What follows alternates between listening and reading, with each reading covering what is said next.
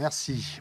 Chers collègues, avec ce vœu, vous nous dites être du côté du sens de l'histoire. Alors je dirais plutôt que vous êtes dans une fiction qui pourrait s'intituler « Retour dans le passé ». Vous nous ressortez de vieilles lunes périmées depuis longtemps, justifiant une baisse du temps de travail par la potentielle création d'emplois que cela engendrerait.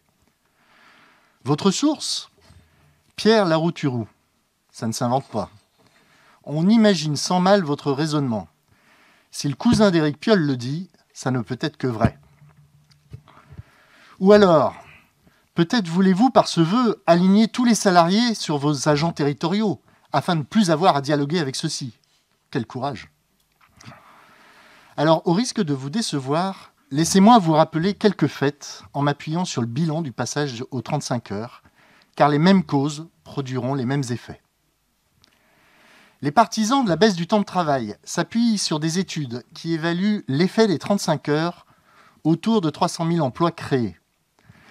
Mais toutes ces études prennent comme période de référence la période 1998-2002, date à laquelle les 35 heures n'étaient pas encore en vigueur,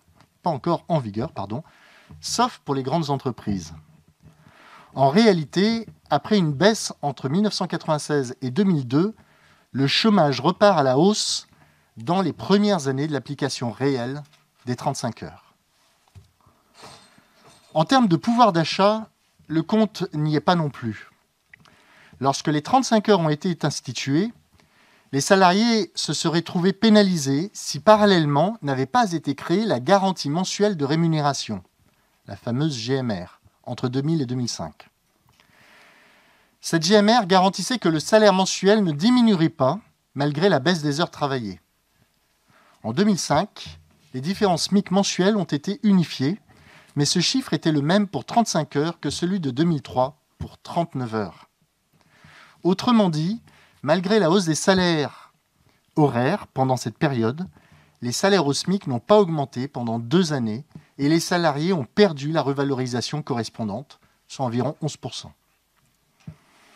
La réduction de la durée du temps de travail n'a donc pas seulement eu des effets favorables à l'embauche, comme vous fantasmez, mais c'est également un problème pour le pouvoir d'achat des salariés les plus modestes.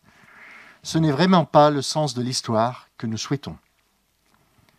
À l'heure où le taux de chômage n'a rarement été aussi bas, les gens ne demandent pas à travailler moins, ils demandent à être mieux rémunérés. À choisir, ils préfèrent travailler autant, voire travailler plus, mais surtout, ils préfèrent gagner un salaire juste, à la hauteur du travail fourni et de leurs compétences. C'est cela le véritable combat social à mener. Nous voterons évidemment contre ce vœu.